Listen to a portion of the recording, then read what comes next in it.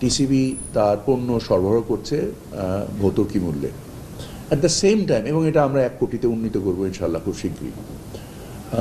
এর মানে সেম পদ্ধতিতে যদি আমরা কোনো কিছু চিন্তা করতে পারি, আমরা জানি যে আমাদের তাঁতি সংখ্যা তো এত বিশাল না, 1 কোটি না, এবং এটা নির্দিষ্ট কিছু এলাকা ভিত্তিক। এটা এমন না যে সারা বাংলাদেশে একেবারে প্রত্যেকটা গ্রামে 65,000 না 68,000 গ্রামে বিস্তৃত আছে, না তা নাই, একেবারেই নির্দিষ্ট কিছু অঞ্চলে আছে। সো এই যে মানে বিষয়গুলো, এগুলোকে আমলে নিয়ে, এবং আমাদের যে পণ্যগুলোর লিস্ট আমি দেখলাম, সেটা সুতা হোক বা রাসায়নিক দ্রব্য হোক বা রং হোক, আমরা এটাকে পরিমাণগতভাবে দেখতে পারি এবং মূল্যমানগতভাবে দেখতে পারি যে কোনটার পরিমাণগতভাবে বেশি এবং কোনটা মূল্যমানগতভাবে বেশি, এবং এই পণ্যের মধ্যে কোন কোন পণ্যে অতিরিক্ত পরিমাণ দুর্বৃত্তায়ন হয়, আমরা সেই পণ্যগুলোর জন্য সেপারেট ট্রিটমেন্ট করতে পারি।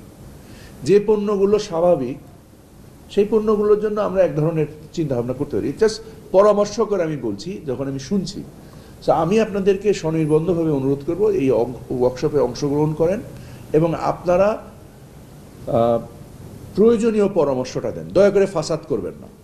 ফাসাদ করলে আপনাদের যেটা হবে সেটা হচ্ছে যে তিমিরে ছিলেন ওই তিমিরেই থেকে যাবেন। এই মিটিং শেষ হবে উদ্দেশ্যহীনভাবে এবং নির্দিষ্ট হবে যে যা আছে তাই থাকুক, এখান থেকে একটু এটা কমাই দিলাম, এখান থেকে একটু ওইটা কমাই দিলাম, এটা কমাই দিলাম। আলটিমেটলি আপনার প্রান্তিক তাঁতিরা কোনো ধরনের কোনো ফায়দা পাবে না।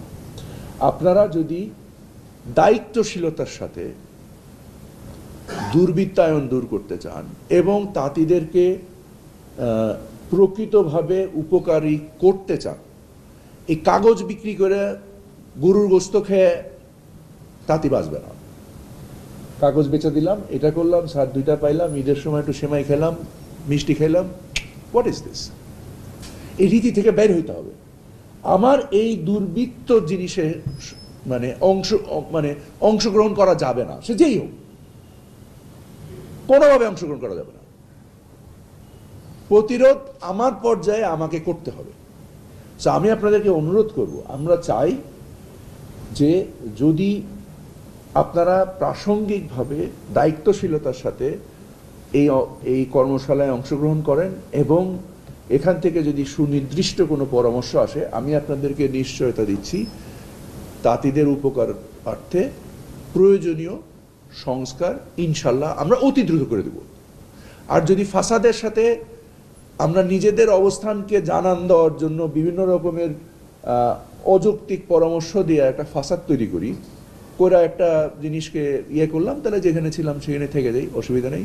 খাওয়া দাওয়া তো দিবেন নিশ্চয়ই, চা পানি খাবেন, খাওয়া দাওয়া খান, খেয়ে আপনার যে দুর্বৃত্ত ওই যারা মধ্যস্বত্বভোগী যারা আছে ওদের সাথে যা করেন দিনের শেষে সেমাই গোস্ত খেয়ে রিমেন হ্যাপি।